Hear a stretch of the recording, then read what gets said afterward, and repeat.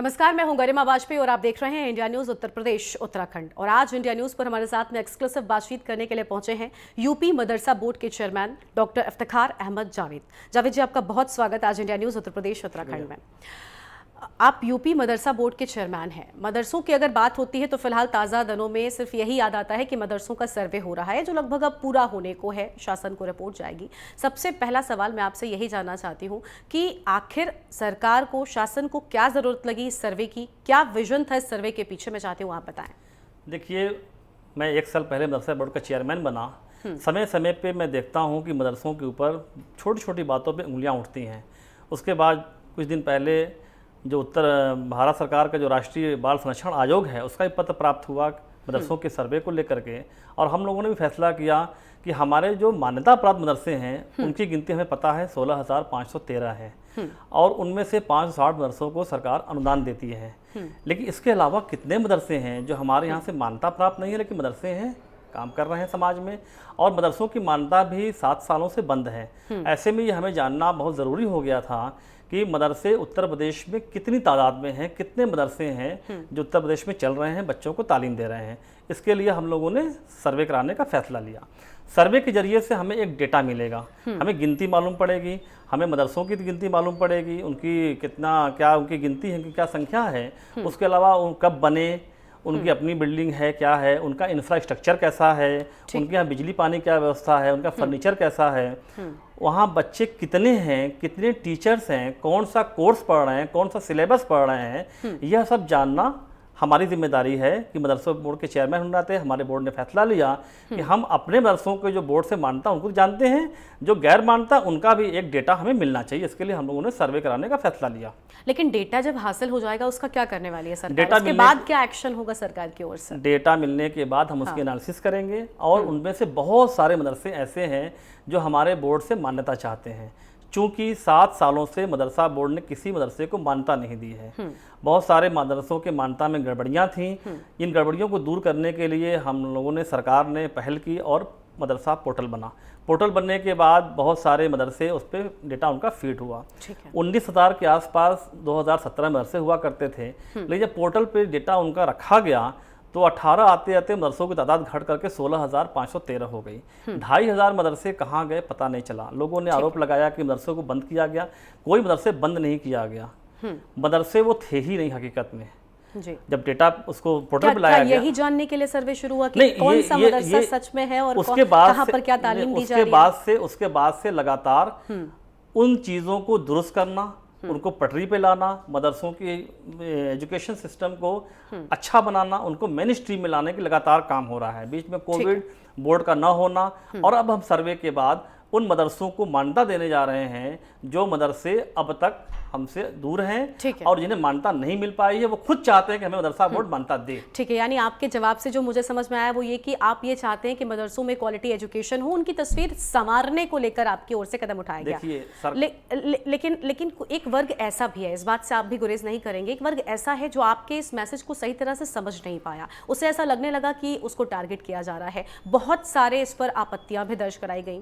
ऐसा क्यों हुआ? कन्विंस क्यों नहीं कर पाया? किसी भी रचनात्मक कार्य को करने जब आप चलेंगे तो कुछ न कुछ विरोध का होना स्वाभाविक है। लेकिन हम लोगों ने संवाद किया, और आज बड़े दावे के साथ कह रहा हूँ, कितने बड़े सूबे के अंदर इतने शानदार ढंग से जो सर्वे हुए हैं वो एक मील का पत्थर है।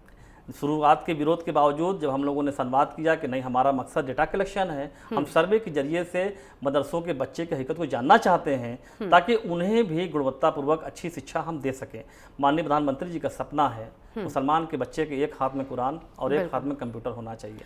उस तर्ज पे हम सब माननीय मुख्यमंत्री जी के नेतृत्व में लगातार इस दिशा में काम कर रहे हैं कि जो बच्चा मदरसों का है वह भी दीन की चीज़ें पढ़े, कुरान पढ़े, हदीस पढ़े, दिनियात पढ़े, लेकिन साथ में साइंस और मैथ पढ़े, कंप्यूटर पढ़े, टेक्नोलॉजी पढ़े, ताकि वो देश और दुनिया के साथ, समाज और देश की मुख्य धारा में आकर के मदरसों का नाम रोशन करे, अपने माँ बाप का नाम रोशन करे, और वो अपने मदरसों का नाम रोशन। ठीक है, यानी बेसिकली क्वालिटी एजुकेशन पर सबसे ज़्यादा जोर सरकार देना चाहती है। देखिए, आप यूपी मदरसा बोर्ड के चेयरमैन हैं, जिन लोगों ने विरोध किया था इस सर्वे का, जिन लोगों को अभी भी नहीं पसंद, बहुत से ऐसे लोग हैं। आपने अभी कहा कि अब लगभग प्रदेश में ऐसे लोग नहीं हैं, लेकिन अगर मैं बड़े बड़े नाम गिना दूं तो देखिए, जब से ही सर्वे शुरू हुआ उसके बाद देवबंद में हमने देखा सम्मेलन हुआ, उसमें सबसे बड़ा मुद्दा जो चर्चा का रहा वो मदरसों का सर्वे था। बड़े बड़े उलेमाओं ने बहुत सारी बड़ी बातें कह दी। अभी कुछ दिन पहले अलीगढ़ के पूर्व विधायक हैं, उन्होंने कह दिया कि अगर मदरसा कोई बंद होता है तो हर घर में मदरसा होगा। इसका क्या मतलब है? देखिए, मैं दावे के साथ एक बात आपसे कहना चाहता हूँ, जिन आपने खुद वर्ड यूज किया कि बड़े लोग हैं, निश्चित रूप से ये खानदानी लोग हैं। देश दो तरह से चल रहा है, एक संविधान से, एक खानदान से। कुछ खानदानी लोग हैं जो कश्मीर से लेकर कन्याकुमारी तक हमारे पास है। ये खुद के इनके बच्चे अंग्रेजी माध्यम के बड़े स्कूलों में पढ़ते हैं, मिशनरी स्कूलों में पढ़ते हैं। मैं 1 साल से चेयरमैन हूँ और केवल दफ्तर में नहीं बैठता, मैं मदरसों में जाता हूँ और आधा उत्तर प्रदेश के मदरसों के दौरे कर चुका हूँ। मैं दावे के साथ इस बात को कहता हूँ कि मदरसों को चलाने वाले निश्चित रूप से अच्छा काम कर रहे हैं, बड़ा काम कर रहे हैं। अंत्योदय के तर्ज पे मदरसों का निर्माण किया, काम कर रहे हैं। लेकिन इनके खुद के बच्चे इंग्लिश मीडियम कॉन्वेंट स्कूलों में पढ़ते हैं और जो मदरसों के टीचर्स हैं, जिनको गवर्नमेंट अच्छी खासी सैलरी देती है, ग्रेड की सैलरी देती है, उन सबके बच्चे भी कमोवेश लगभग इंग्लिश मीडियम मिशनरी स्कूलों में, कॉन्वेंट स्कूलों में पढ़ते हैं। मदरसे में पढ़ता कौन है? मदरसे में पढ़ता है गरीब का बच्चा, कमज़ोर का बच्चा, यतीम का बच्चा, लाचार का बच्चा पढ़ता है। हम उन्हें वही खुशियाँ देना चाहते हैं जो हम अपने बच्चे को दे रहे हैं, मैनेजमेंट के लोग अपने बच्चों को दे रहे हैं, जो मदरसे के टीचर्स अपने बच्चों को दे रहे हैं, वही खुशियाँ उन गरीब के बच्चों को भी मिलनी चाहिए। ये खानदानी लोग जो हैं वो कभी नहीं चाहते कि ये बच्चे जो गरीब के हैं वो भी मेन स्ट्रीम में आवें और ये मुख्य धारा में शामिल हो गए, ये भी डॉक्टर इंजीनियर बनेंगे, फिर हमें सलाम कौन करेगा? इनकी चिंता इस बात की है। जिन नामों की तरफ आप जा रही हैं, ये सबसे पहला विरोध की शुरुआत हैदराबाद से शुरू हुई, ओवैसी साहब ने किया। ओवैसी साहब खुद क्या हैं, खुद कहाँ से पढ़े हुए हैं, उनके बच्चे कहाँ पढ़ रहे हैं?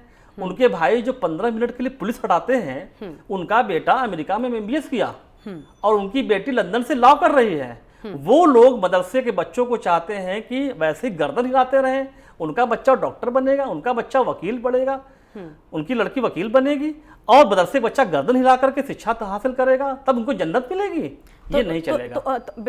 ठीक है, मुझे आपके जवाब से ऐसा लग रहा है ना कि बिल्कुल, क्योंकि आप वो कड़ी हैं और अगर आप चाहें तो जो मैसेज सरकार का था जो मदरसों तक सही से नहीं पहुंचा, वो बहुत बेहतर ढंग से पहुंच सकता है। यानी तस्वीर बदलेगी। प्रधानमंत्री के सपने का जिक्र आपने पहले ही कर दिया, एक हाथ में कुरान, एक में कंप्यूटर। ये सच होने वाला है क्या? बिल्कुल, सरकार इसके लिए प्रतिबद्ध है। सरकार सबका साथ, सबका विकास के जरिए से सबका ध्यान रख रही है। तमाम योजनाओं के जरिए सरकार ने मुसलमानों का विकास किया है। मुसलमान किसी भी योजना में अभी तक, चाहे केंद्र सरकार की योजना रही हो, चाहे प्रदेश सरकार की योजना रही हो, किसी सरकार में जाति और मजहब के आधार पर भेदभाव नहीं किया गया।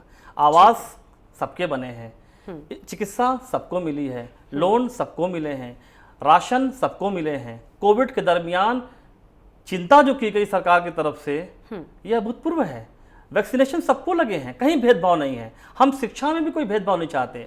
जो इंग्लिश मीडियम स्कूल में लड़का पढ़ता है, बच्चा पढ़ता है, वो यूपी बोर्ड का बच्चा पढ़ता है, हमारे मदरसे बोर्ड का बच्चा भी वो खुशियां पाने के हकदार है। ठीक है, लेकिन उसके अंदर ही प्रतिभाएं हैं। ठीक है। देखिए, मदरसों के सर्वे की आपत्ति मुस्लिम वर्ग ने तो कुछ तो की ही थी, साथ ही साथ राजनीतिक अगर लिहाज से हम देखें तो राजनीतिक पार्टियां, जैसे मायावती जी को आप जानते हैं, मायावती जी जो अब तक हमने देखा कुछ समय पहले तक बीजेपी की हर बात में समर्थन करती आती थी, जब मदरसों के सर्वे की बात आई तो उन्होंने कह दिया कि तो तुष्टीकरण की राजनीति कर रही है। यहाँ पर मायावती जी को लगा कि कहीं उनका वोट बैंक ना टूटे, तो आपको लग रहा है कि इसको राजनीतिक पार्टियों ने भी बिगाड़ा इस मुद्दे को? देखिए, लंबे समय से मुसलमान वोट बैंक का शिकार है। मुसलमान वोट बैंक की तरफ, और ख़ास करके भारतीय जनता पार्टी का डर दिखा करके, RSS का डर दिखा करके मुसलमानों को यहाँ पे रखा गया और दंगे कराए गए, कर्फ्यू लगवाए गए और उसके बाद चुनाव में यही डर दिखा करके वोट पाया गया।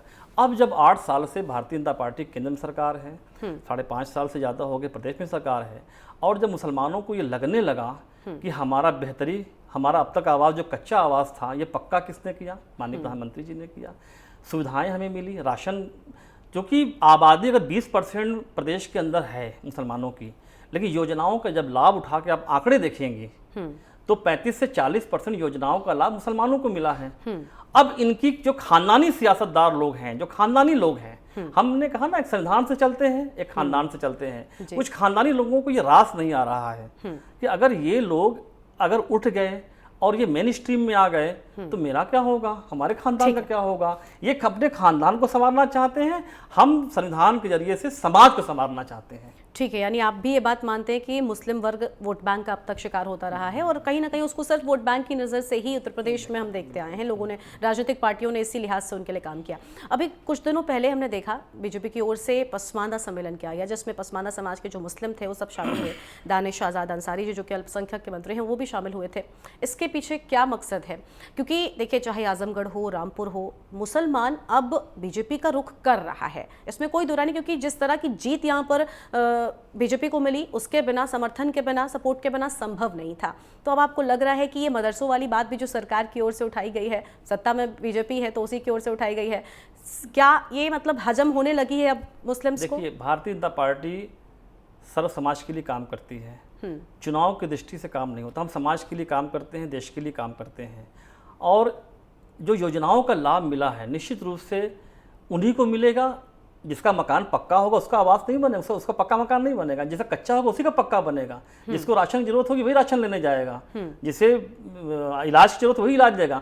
इन चीज़ों की ज़रूरत ज़्यादातर मुसलमानों में है, क्योंकि आज़ादी के बाद से 75 सालों में इन लोगों ने तो केवल डर का माहौल पैदा किया ना, मुसलमानों को डराया, भाजपा के नाम पर डराया, RSS के नाम पर डराया, और बदले में वोट लिया, तो दंगे अब ये कराए। डर खत्म हो रहा है? आपको लगता है ये डर खत्म हो रहा आज है? वही भारतीय जनता पार्टी की सरकार दोनों जगह काम कर रही है, केंद्र में भी, प्रदेश में भी है, और मुसलमान बेहतर जिंदगी जी रहा है। उसके घर भी बन रहे हैं, उसको राशन भी मिल रहे हैं, उसको आवास भी मिल रहे हैं, उसको लोन मिल रहे हैं, उसको सारी सुविधाएं मिल रही हैं। जो सुविधाएं गैर मुस्लिमों को मिलती हैं उनमें से कोई एक सुविधा ऐसा नहीं जो मुसलमानों को न मिल रही हो।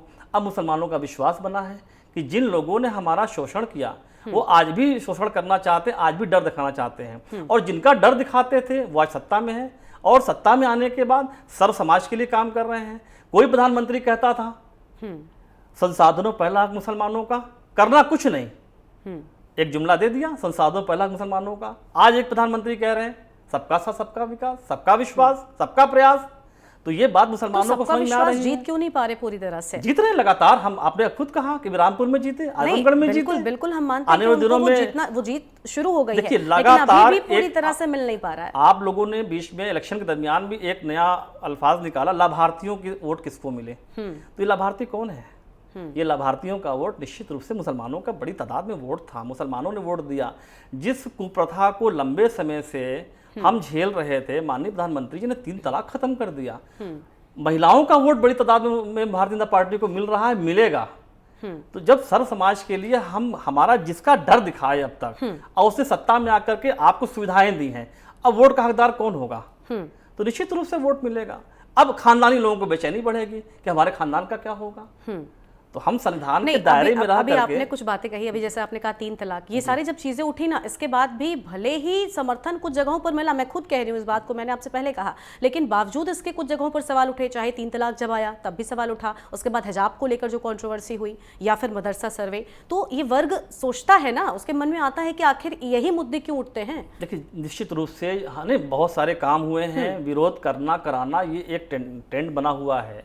ये समाज चूँकि पिछड़ा है, ये थोड़ा एजुकेशन में भी पीछे हो गया, और इसको इस तरह से बरगलाया गया। मैं आपको बताता हूँ कि मैं पिछले 6 साल से लगातार हज कमेटी ऑफ इंडिया मेंबर के रूप में और आज मदरसा बोर्ड के चेयरमैन के रूप में समाज में काम कर रहा हूँ। हमारी कौम बहुत सीधी है, बहुत भोली है, थोड़ी थोड़ी चीज़ों पे खुश हो जाती है और थोड़ी थोड़ी चीज़ों में बहक भी जाती है। ठीक है, इन लोगों ने अपने वफाद के लिए, अपने खानदान को मजबूत करने के लिए, अपने परिवार को मजबूत करने के लिए इनका इस्तेमाल किया है वोट बैंक के रूप में। ठीक है, और हर जगह पे बरगलाना, बहकाना इनका धंधा रहा है। ठीक है, ठीक है। मैं अभी जब आपके बारे में पढ़ रही थी तो मुझे पता चला कि कई जगहों पर आपने कहा है कि मदरसों के लिए वैध और अवैध शब्दों का इस्तेमाल नहीं होना चाहिए। एकदम नहीं होना चाहिए।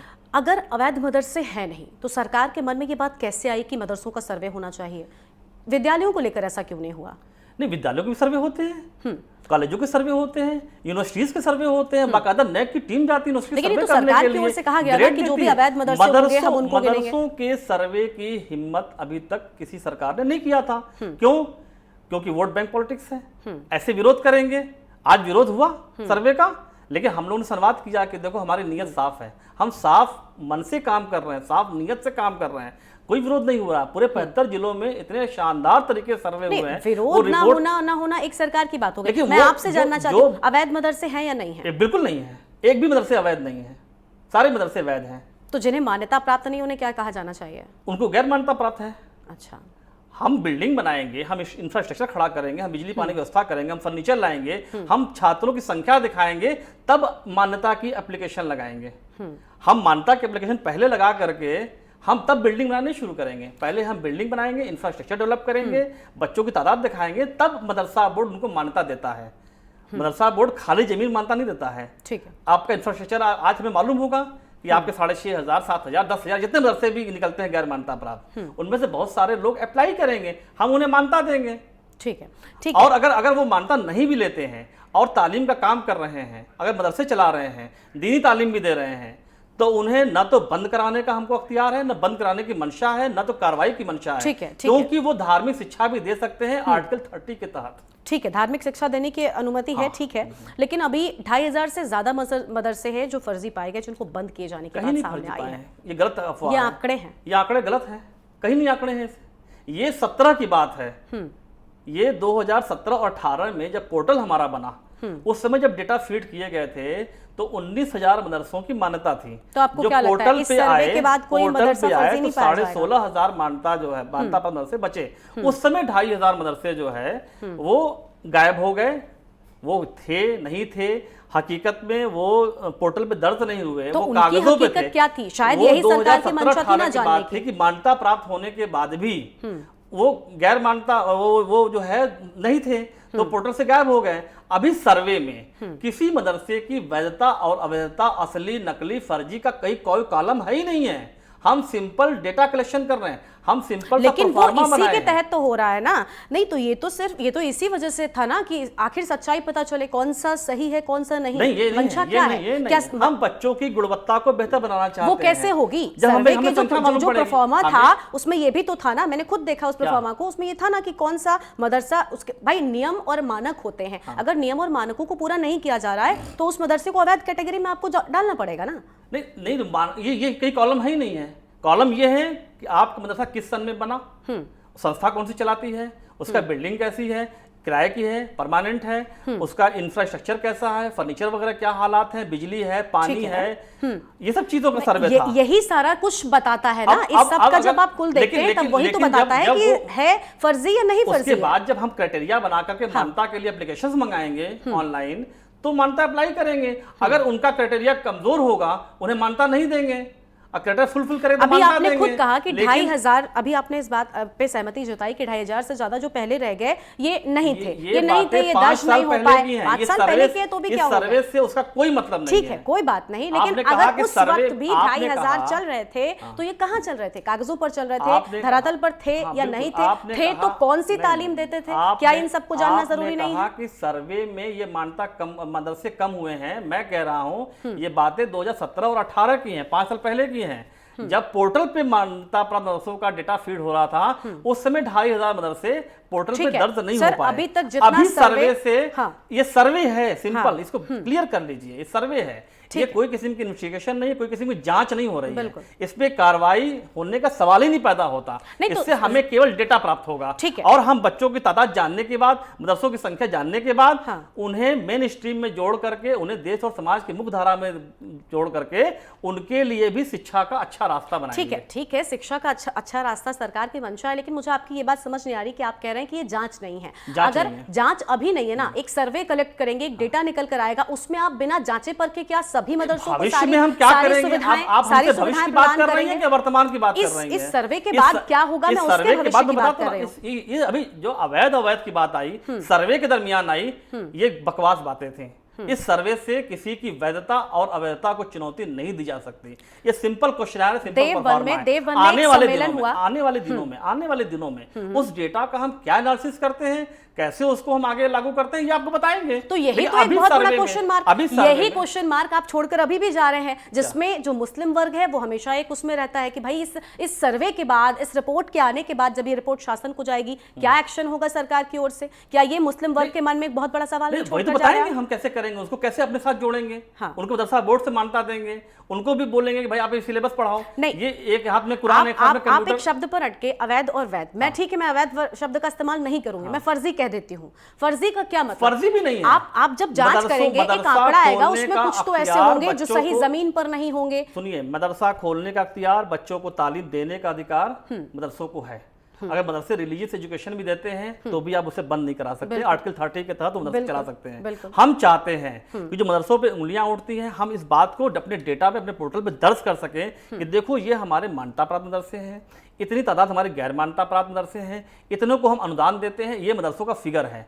एक कहीं भी कुछ घटना घटती है तो सारे मदरसे जो कटघरे में खड़े हो जाते हैं, उसको हम आज डिजिटल युग में हम ट्रांसपेरेंट तरीके से, पारदर्शिता के साथ उसको समाज, देश, दुनिया को बताना चाहते हैं। ठीक है, बिल्कुल आपने ठीक कहा। भी आपने भी कहा ना कि अगर एक जगह पर कहीं कोई घटना होती है तो उसमें सारे मदरसों को कटघरे में लाया जाता है। मैं कब कह रही हूं कि जो आप आंकड़ा बता रहे हैं उत्तर प्रदेश में इतने मदरसों की संख्या है, उसमें से सब हैं, उसमें से भी तो एक निकल सकता है ना। और वो इस रिपोर्ट के बाद ही तो स्पष्ट होगा, जब जांच होगी, शासन तक रिपोर्ट जाएगी। बिल्कुल बिल्कुल, तो जांच नहीं होगी। ये बात कह देना कि कोई मदरसा कोई जांच नहीं मिलने वाला है, कोई जांच नहीं हो, ये सर्वे से कोई जांच नहीं हो रही है। अब भविष्य में क्या क्या होगा आप अटकलें लगाते रहिए। हमारी मंशा साफ है, हमारी नीयत साफ है। हम बच्चों को गुणवत्ता युक्त शिक्षा देना चाहते हैं। हम बच्चों को प्रधानमंत्री जी के सपनों के अनुसार एक हाथ में कुरान, एक हाथ में कंप्यूटर की तरफ उनका विकास करना चाहते हैं। हम उनको देश और समाज की मुख्य धारा में जोड़ना चाहते हैं। हम भविष्य में क्या करेंगे, ऐसा कर देंगे, यही डर तो भारतीय जनता पार्टी का दिखा दिखा करके 70 सालों से मुसलमानों को कहां पहुंचा दिया लोगों ने। यही डर पैदा करके कि ऐसा होने वाला है, ऐसा कर देंगे, वो आएंगे लेकिन तो बहुत कर से देंगे। मुसलमान तो ऐसे भी है ना जो अभी डरने पूर्व लगे हैं। प्रधानमंत्री मनमोहन सिंह ने कहा था कि अगर मोदी जी प्रधानमंत्री बन के सत्ता में आ गए तो डिजास्टर आ जाएगा। 8 साल में कोई भूचाल नहीं आया देश में। ऐसी बातें करके मुसलमानों को बैक करते हैं। ये खानदानी लोग हैं। ठीक है, ठीक है, ये खानदानी लोग हैं। ये अपने आपको खानदान को लगता है बनाने कि के लिए मुसलमानों को कुछ एक लोग हैं जो आपके मुस्लिम वर्ग से आते हैं और उन्हीं के पक्ष की बात नहीं करते, जिसके चलते मैसेज जो है वो कुछ और हो जाता है। खैर, आप भी मुस्लिम वर्ग से ही हैं, बिल्कुल। आप कुछ मैसेज देना चाहेंगे? क्योंकि आप इस बात को माने या ना माने, लेकिन आज भी मुस्लिम वर्ग में ऐसे लोग हैं जो सरकार के मैसेज को क्लियर नहीं समझ पाए हैं। हमने पहले ही कहा आपसे कि हमारे यहाँ थोड़ी एजुकेशन की कमी है और थोड़ा लंबे समय से तोता की तरह इन लोगों ने रटाया है कि देखो ये भाजपा वाला है, ये आरएसएस वाला है, ये माहौल खराब कर देगा ये। लेकिन जिस तरीके से सरकारें काम कर रही हैं, अब कहने की जरूरत नहीं है। 2-2 बार केंद्र में सरकार बन चुकी, 2-2 बार प्रदेश में सरकार बन चुकी, और मुसलमानों ने बड़ी तादाद में वोट किया है। और जिनका घर 70 साल से कच्चा था अब पक्का बन गया, तो वो वोट नहीं करेंगे। जिनको इलाज के लिए ब्याज पे पैसे लेने पड़ते थे, आज सरकार उनको आयुष्मान योजना के तहत उनको इलाज करा रही है, वो वोट नहीं करेंगे। आप कहते थे कि एक संसाधनों पहला हक मुसलमानों का है। अरे भाई, कैसे हो सकता है? क्या ट्रेन में पहले मुसलमान चलेगा फिर हिंदू चलेगा? क्या बस में पहले मुसलमान चलेगा, पहले बिजली मुसलमान जलाएगा बाद में हिंदू जलाएगा? ये तो कहने की, बरगलाने की बातें थी। आप करके दिखाओ ना। हमने केंद्र की सरकार, चाहे प्रदेश की सरकार ने, माननीय प्रधानमंत्री जी ने जो कहा सबका साथ सबका विकास, माननीय मुख्यमंत्री जी के नेतृत्व में लगातार इस पर काम हो रहा है। किसी योजना में भी किसी किस्म का भेदभाव नहीं है और योजनाओं का लाभ सर्वाधिक मुसलमानों ने उठाया है। क्यों? क्योंकि वो पिछड़े थे, पसमानदा थे। ठीक है, ठीक है। यानी आपका यही मैसेज है कि डरने की जरूरत नहीं है। बिल्कुल डरने की जरूरत है। सरकार की नीयत साफ है। पूरे जिस प्रदेश में इतने बड़े बड़े दंगे हुए हों, आज 5.5 साल से कोई दंगा नहीं हुआ। इससे बड़ा सबूत क्या चाहिए अब देश समाज को? ठीक है। गुजरात में दंगे की बात करते हैं, 20 साल में कोई दंगा नहीं हुआ है।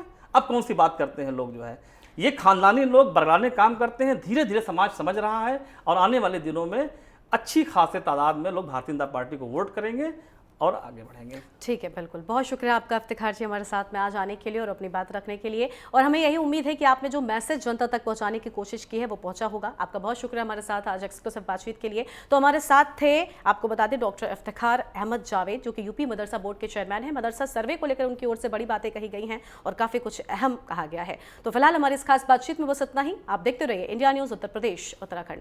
नमस्कार।